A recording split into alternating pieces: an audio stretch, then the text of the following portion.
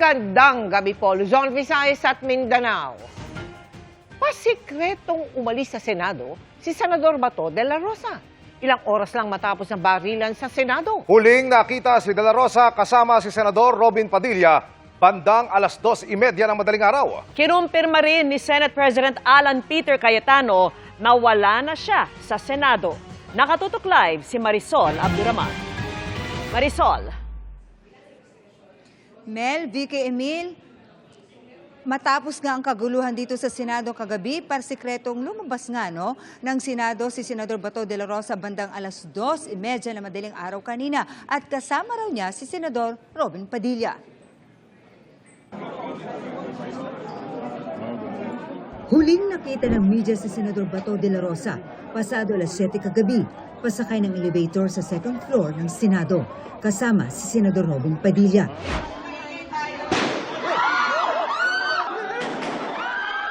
Hanggang sumiklab na ang kaguluhan. Umilingaw-ngaw ang mga putok ng baril. At nangamba ang mga senador para sa kanilang kaligtasan. We are allegedly under attack. Nang humupa na ang gulo, sinabi ni Interior Secretary John Vic Remulla bago mag-alas 10 ng gabi kagabi na nasa gusali pa raw si Senador de la Rosa. Bato and Senator Robin Padilla are upstairs. Yes, also here. Pasado hating gabi, nag-post sa social media ang abogado ni Senador de la Rosa na si Attorney Israelito Torion. Mga litrato na magkakasama pa sila sa loob ng Senado. May mga video rin na pinost na kasama ni de la Rosa, Senator Torion, Senate Sergeant at Arms Mau Aplasca at Senate Secretary Leandro Mendoza. Tinitingnan ang mga lugar na pinangyarihan ng gulo. Pero lumalabas ngayon na sa gitna ng gabi, pasikretong nakaalis ng Senado si de la Rosa. Bandang alas 2:30 kaninang madaling araw. Batayan sa resulta ng investigasyon sa mga pangyayari kagabi ayon sa isang source. Kasama daw ni de la Rosa na lumabas ng Senado si Senador Robin Padilla.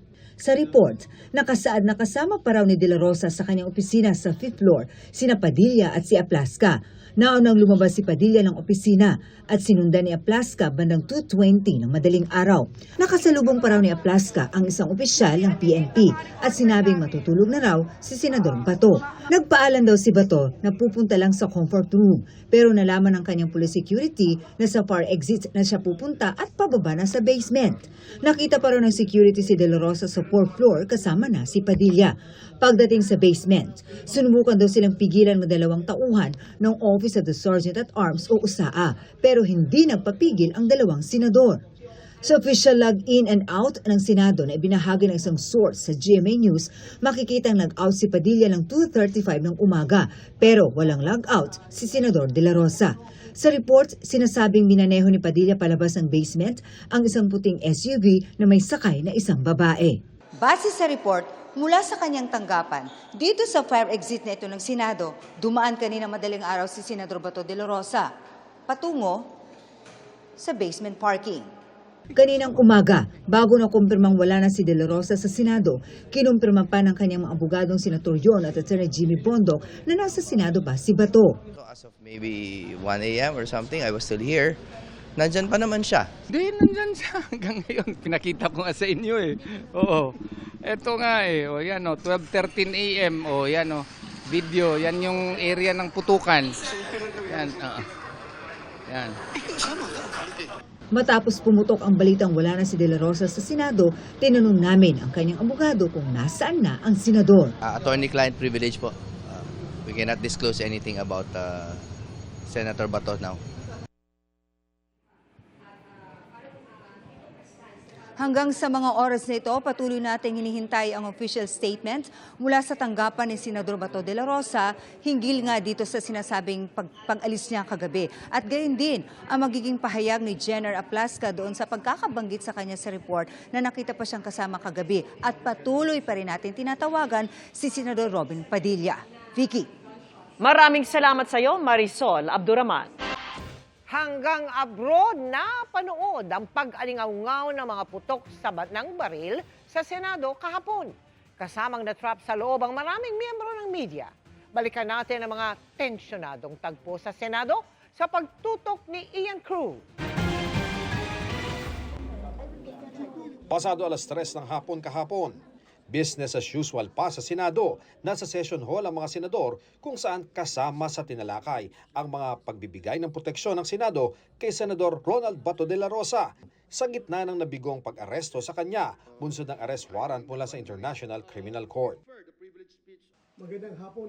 Pero bago matapos ang sesyon, nanawagan sa pamagitan ng Facebook live stream si De La Rosa sa kanyang mga taga-suporta na mag-vigil sa harap ng Senado sa gitna ng natanggap na impormasyon na meron na namang mga taga-NBI na aresto sa kanya. Meron po tayong natanggap na impormasyon na pagkatapos sa aming session, meron na po mga operatiba ng NBI at ng CIDG ang pupunta dito para ako'y arestuhin. Ako po nanawagan sa inyo na sana pumunta kayo dito, tulungan nyo kami, mag-vigil tayo dito sa harapan ng Senado. Noong mga oras na yan, sanib puwersa ang mahigit 1,000 pulis sa pagbabantay sa labas ng Senado. Nakapaligid din doon ang mga rallyista. Kasunod nito, nakumpirma impormasyong walang inilabas sa temporary restraining order ang Korte Suprema na hinihiling dapat ni De La Rosa upang pigilan ang pagdakip sa kanya. Bago mag-alas 7 ng gabi, namataan si Senate Sergeant at Arms Mau Aplasca na nagsusuot ng bulletproof vest. May arestuhin anya sila pero hindi niya pinangalanan kung sino. Sir, ano po? Ano po, sir? Sino, sir? We are going to arrest Sino po, sir? somebody. Sino, sir? How can we do the operation with you? Please clear the area. Clear the area. Clear the area. Pasado alas 7 ng gabi, dumating ang mga naka-uniforming sundalo sa second floor ng Senado at nag-anunsyo na naka-lockdown muli ang Senado.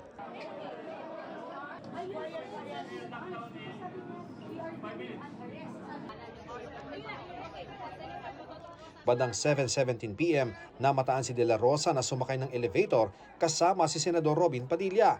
Nanggaling sila noon mula sa opisina ni Senate President Alan Peter Cayetano. 7:22 naman, naitransmit sa Senado ang articles of impeachment laban kay Vice President Sara Duterte.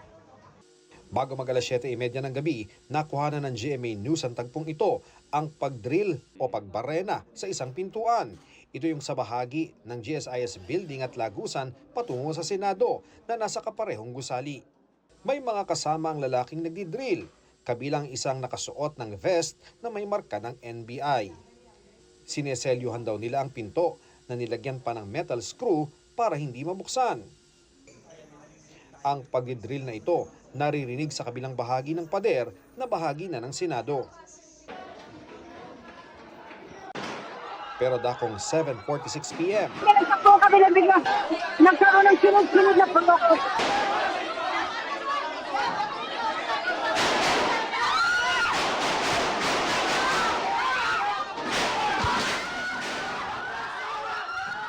Umalingaw-ngaw ang sunod-sunod na putok sa second floor ng Senado kung nasaan ang media.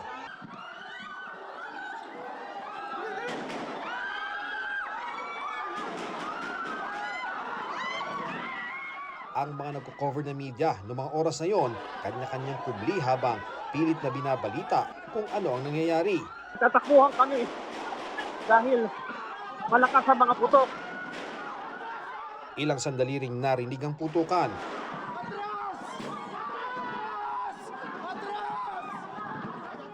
Maya-maya'y pinatay na ang ilaw.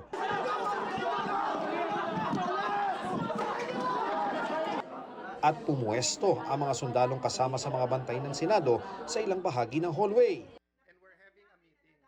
Bandang alas 8 ng gabi, nag-live stream si Senate President Alan Peter Cayetano. Sino nakikinig from the government?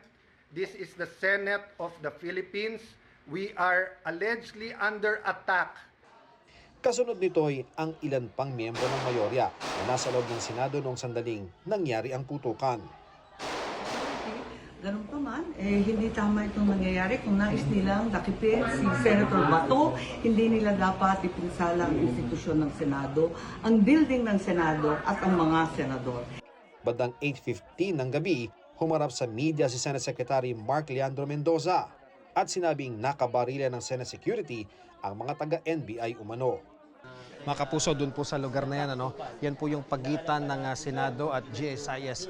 Diyan po naganap yung malalakas na putukan, mga sundalo po at mga usaa yung nakita natin na talagang ma-action po ang naging tagpo dyan at mabuti lamang po sa mga sandaling ito ay humupa na ang tensyon.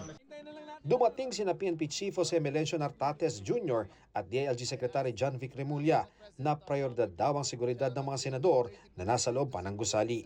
That is my number one priority, to secure the senators. I will not arrest Senator Bato, just to be clear. Nandito na po si Secretary John Vic Remulla. Kalma lang po kayo. Tayo natin kung ano talaga yung nangyari.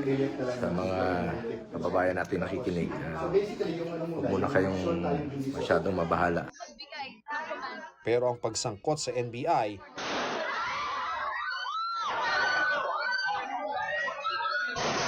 mariing itinanggi ng NBI sa panayam ng 24 oras pasado alas 9. May mga NBI daw po na pinapuputukan sila. Ang problema po niyan, wala naman po kami dineploy doon at wala namang utos na may aarestuhin po si Senator Bato. So sabi ko, iimbestigahan nyo, pahuli nyo. Pahuli nyo yung mga nagpapaputok.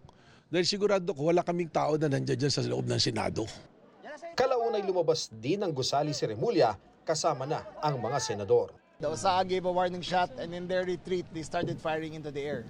That's as far as we know, okay? That is not conclusive. We still have to review the footages.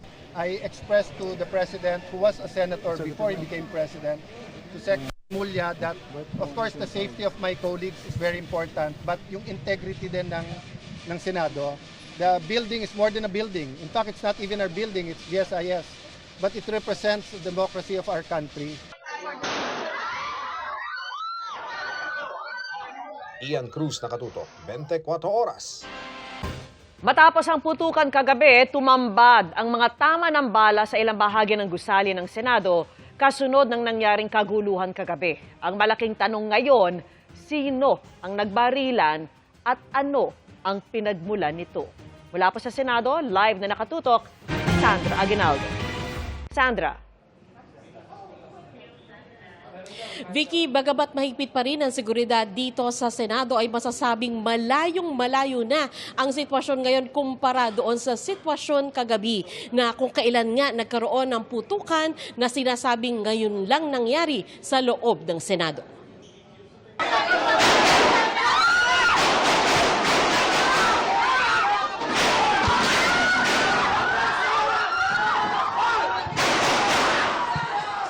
Bago umalingaw-ngaw ang mga putok ng baril sa Senado kagabi, narinig muna ang pagbarena sa pader ng Senado na pagseselyo pala sa isang pintuang lagusan sa pagitan ng Senado at GSIS office.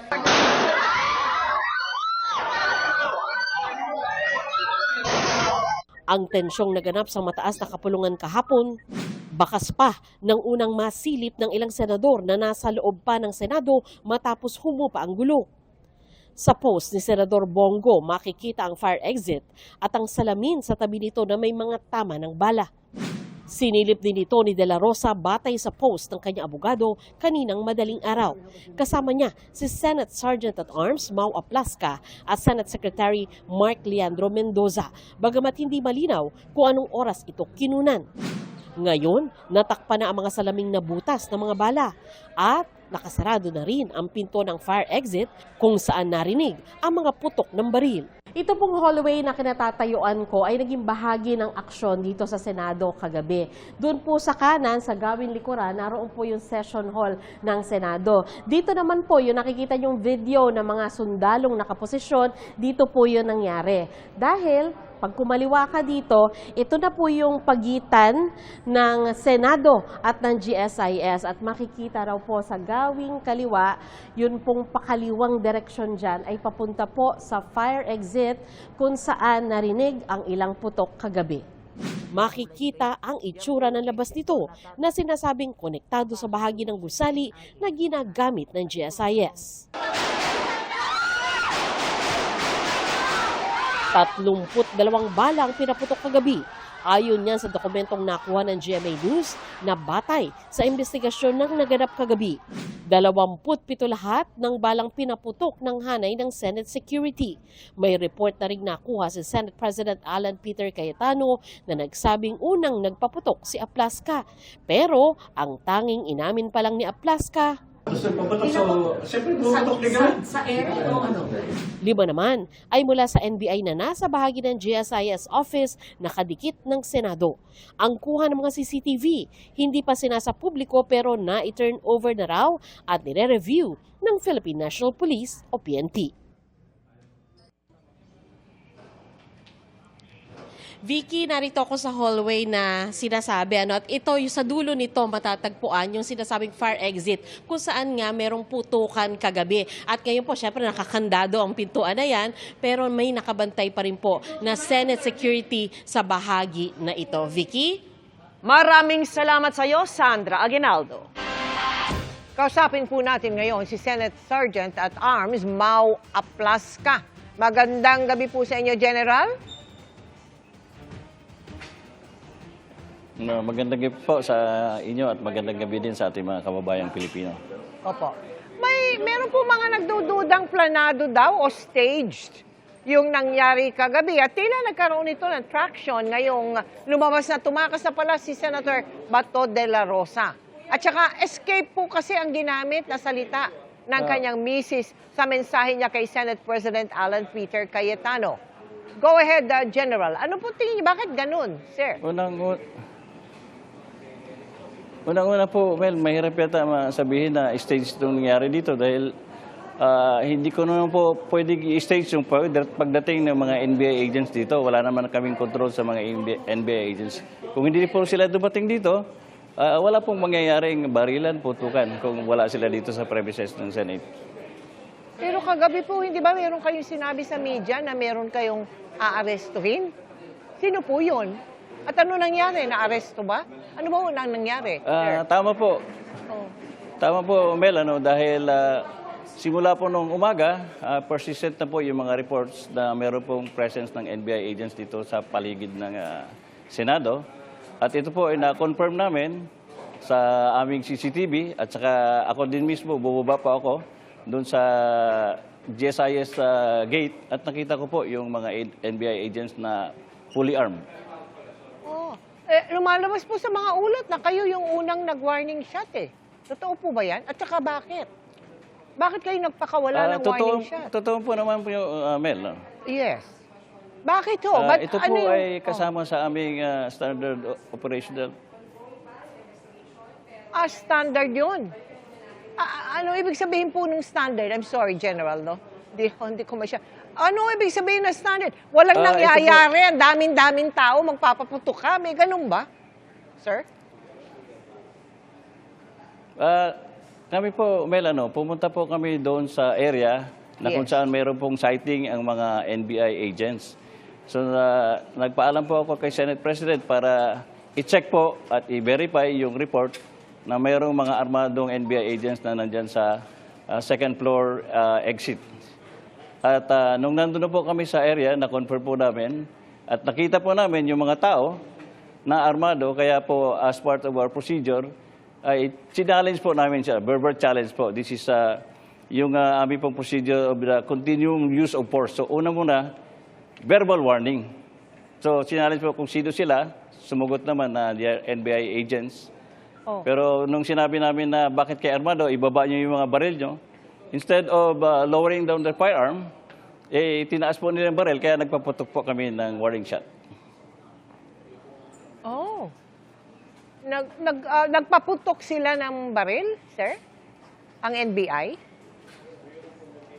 Pagkatapos po ng... Again, pagkatapos please. po ng nagpaputok kami ng warning shot, ina-expect...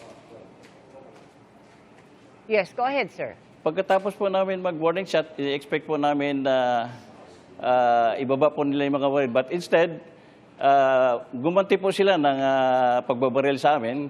Kaya po, napa-atras po kami ng kaunti. At doon na po, tuloy-tuloy na po yung exchange of gunfire.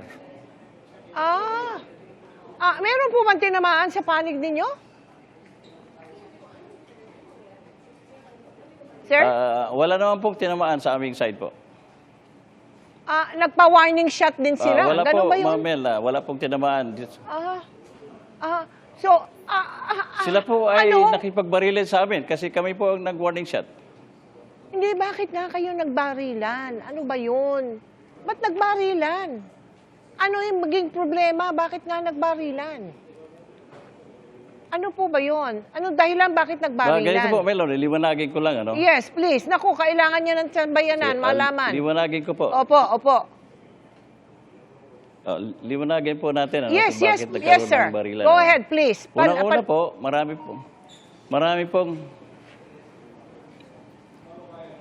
marami pong kaming mga reports na may presence po ng armed individuals dito sa paligid ng Senado.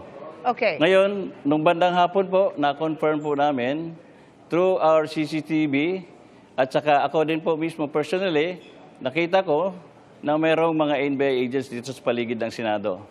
Kaya po, nagpaalam po ako kay Senate President na pupuntahan ko po yung mga nakita sa CCTV namin para i-check kung talagang sino at totoo ba yung nakita namin. Okay. So, hindi naman kalaban yun kung NBI. Nakita mo, Nung NBI. nandun na po, Yes, go ahead. nung And nandun then? na po kami sa exit, na-challenge po namin yung mga NBI agents kung sino sila. So, nagpakilala naman na NBI. Kaya sinabi ko po na ibaba nila yung kanilang mga barel. Oh.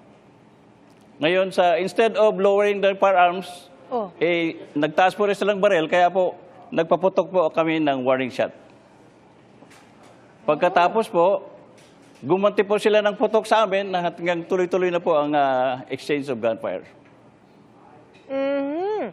So, ibig sabihin ba, sir, General, so kilala ninyo kung sino yung mga taong yun na nakaharap ninyo kagabi? Nagpakilala po sila na NBI agents po. Nagpakilala sila. Oo. So, ano ngayon ang nangyayari ngayon? Sila ba ay, sila ba iniimbestigahan? Sila ba kinuha na? Ano nangyari ngayon? Nasaan sila? Anong dahilan? Bakit sila pumunta doon o pumunta dyan sa Senado, General? Yun po ang iniimbestigahan ngayon. Bakit po merong presence ng NBI? Kasi sa buong araw po, wala pong coordination na ginawa ang NBI na pupunta po sila dito sa Senado. Oo nga. Hindi nyo pa alam, General? Wala pang nakakapagsabi kung anong ginagawa nila dyan. Ano ang purpose nila? Bakit may daladalang firearms? Bakit sila nagpaputok ng Buong araw na, kagabi pa yun, sir eh. Hindi pa natin alam kung ano ang kanilang purpose dyan, General?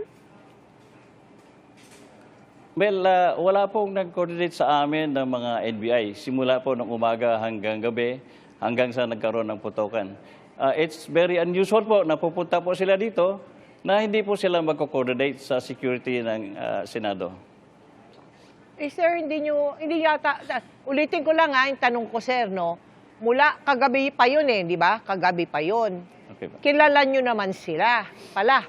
Kilala nyo naman pala sila kung sino yung mga nakasagupa ninyo.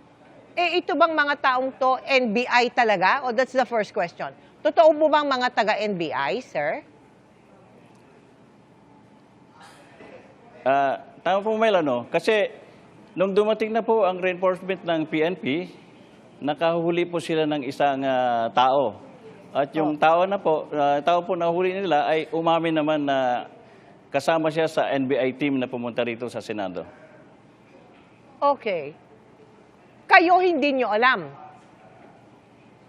Kasi kanina sabi nyo kilala nyo Kilala nyo yung mga taong nakaharap ninyo Is that yes or no, General? Nagpakilala po sila, Mel, na NBI agents, kaya gusto pa namin ma-verify. Kaya ipinababa po namin yung kanilang mga barel. Pero sa halip po na ibaba nila kanilang mga barel, nagpaputok po sila sa amin. Yes. Naikwento na nga ninyo. Anyway, meron po kaming source na nagsabi kasing magkasama pa raw kayo ni Bato ng mga 2:20 ng umaga kanina po yan sa kanyang opisina. Then 10 minutes later, nakaalis siya ng Senado. Ano po ang pinag-usapan niyo doon? Meron po ba siyang pahiwatig sa kanyang balak natataka siya o lalabas siya ng Senado, General? Mel, una po, it is part of my duty to regularly check on General Bato. So, sa isang araw po, binibisita ko po ng ilang beses si General Bato sa kanyang opisina. So, regular po yung aking pagbisita kay General Bato. Pero sa aming po pag-uusap, hanggang 1 o'clock po ng umaga, ang pinakahuling bisita ko kay General Bato, wala naman po siyang sinasabi na aalis sa Senado. Hindi niyo nakita yung pag-alis nila? At kung meron man siyang kasama, General? Ito po, na-confirm na lang namin na after po na nakaalis sila, na kasama po niya si Senator Robin Padilla, na sumakay na sasakyan at lumabas po sa premises ng Senado. Walang nag-inspeksyon sa sakay ng mga sasakyang lumalabas sa Senado nung mga oras na yun, hindi po ba? Wala na, no? Madaling araw. Wala nang nag-check? Mel, normally po, pagka mga senador po ang dadaan sa aming mga gate, kilala naman po sila ng ating mga guards, hindi po sila ina-inspection ng ating mga gwardiya. Papasalamat na po kami sa inyo, Senate Sergeant at Arms, Mau Aplaska. Maraming salamat po. Magandang gabi. Maraming salamat. Samantala, ngayong wala na sa Senado si Senator Bato de la Rosa, hindi maiwasang isipin ng ilang ahente ng National Bureau of Investigation o NBI na drawing o sinadya ang barilan kagabi sa Senado. Ayon sa palasyo, napilitan lamang magpaputok ang NBI matapos sumanong mag-warning shot ang Senate Sergeant at Arms. Nakatutok live si Ivan Mayria. Ivan. Emil, nag-report kaninang umaga ang mga pinuno ng NBI at ng PNP sa pulong na ipinatawag ni Pangulong Bongbong Marcos. Nagpapatuloy pa ang investigasyon pero hindi raw maialis sa ilang mga ahente ng NBI ang magduda na nangyari sa Senado kagabi ay staged o hindi kaya sinadya para makatakas si Senador Bato de la Rosa. Tayo maging kalma lang po. Pasado alas 10 kagabi, mahigit 2 oras matapos sumiklab ang putukan sa Senado, naglabas ng video statement si Pangulong Bongbong Marcos. Giit niya, hindi gobyerno, ibig sabihin hindi pulis o NBI ang nasa likod ng kaguluhan. Wala pong instruction kahit na kanino na hulihin si Senator Bato. At ang nangyari, ang NBI, sinabihan ko nung lumabas yung resolution ng Supreme Court, sinabi ko, umalis na kayo dyan. Nag-comply naman sila. Kaya nung kausap ko si Director Matibag, sabi niya walang NBI doon, nandito lahat kami sa opisina. Pero sa press briefing sa Malacanang ngayong araw, sinabi ni Palace Press Officer Claire Castro na may mga ipinadalang tauhan ng NBI bago mag-alas 6 ng gabi sa GSIS building. Parehong gusali kung nasaan ang Senado. Si GM Wick Veloso ng GSIS ay humingi ng assistance sa NBI para masecure ang kanilang premises. Pinagbagyan ito ng NBI at sa puntong ito gusto nating linawin. Una, walang assault na ginawa ang NBI agents sa Senado. At pangalawa, walang operasyon ang NBI o PNP na arestuhin si Senator Bato. Ang mga tauhang ito ng NBI, ang mga nakita sa video ng GMA News na may binabarero na pintuan. Paliwanag ng NBI. Yung mga suot ng tao nagdidrill, hindi naman po pang assault. Ang nagdidrill po, tinatanggal po nila yung lock because the access from the Senate going to GSIS, yung susi po, ang report po sa akin ni GM Veloso is nandoon po sa Senate. Nang makita raw ng mga taga-Senate Sergeant at Arms sa mga taga-NBI, agad umano sila nagbihis sa pangbakbakan at nang komprontahin ng NBI agent. Dito na nagkaputukan. Pagdating sa bridge sa GSIS premises, tinanong ng usaa ang NBI agent na nakaupo, lamang kasama nga ang isang blue guard ng GSIS. Nagpakilala na NBI agents at nung nagsabi sila ng kanilang pagkakakilanlan, agad nagpaputok ng warning shot si Sergeant at Arms Mau Aplaska. At dahil doon, napilitan ding magpaputok ng warning shot ang NBI agent. Hindi tinukoy kung sino ang NBI agent na nagpaputok. Kaugnay naman sa naaresto ng taga-NBI umano na hawak ngayon ng pulisya, sabi ng NBI. Siya po ay hindi po opisyal na empleyado ng NBI. Lumalabas po na siya ay parang volunteer kasama po ng mga ahente po. No? So kasama po siya nung mga As NBI a agents na driver po. nag-assist sa GSIS? As a driver po ng grupo po. Sa gitna ng pag-ugong ng balita nakalabas na ng Senado si De La Rosa, hindi raw maiwasang isipin ng ilang NBI agent na drawing o sinadya ang kaguluhan kagabi. That's the sentiment of our NBI agents kasi nandoon kami, of course, hindi na rin lang para sa seguridad ng GSIS, kundi yung amin na rin mandato na siguraduhin na isang tao na may mandato de aresto ay malaman namin kung saan pupunta. Lalong-lalo na nakita naman natin 6 na buwan din nagtago mula nung nabalitang may warrant. So isa na po sa aming tinitingnan yon. Ikinalungkot daw ito ni Matibag lalo't nakausap pa raw niya ang ilang mga senador sa mayorya at siniguro na dahil sa protective custody, responsable ang Senado na ipresenta si De La Rosa sakaling kailanganin. Malungkot po yan dahil I feel that dapat yung aming pong usapan dyan, it should be honored po yan eh. Sila po humingi ng ganon at ang pagkakalam naman natin, puproteksyonan nila hindi lamang po si Senator Bato, kundi yung pong atin mismong mga batas at konstitusyon na umiiral. Tandaan po natin, ang bagong Pilipino ay para sa katotohanan at hindi para sa pagko-cover up.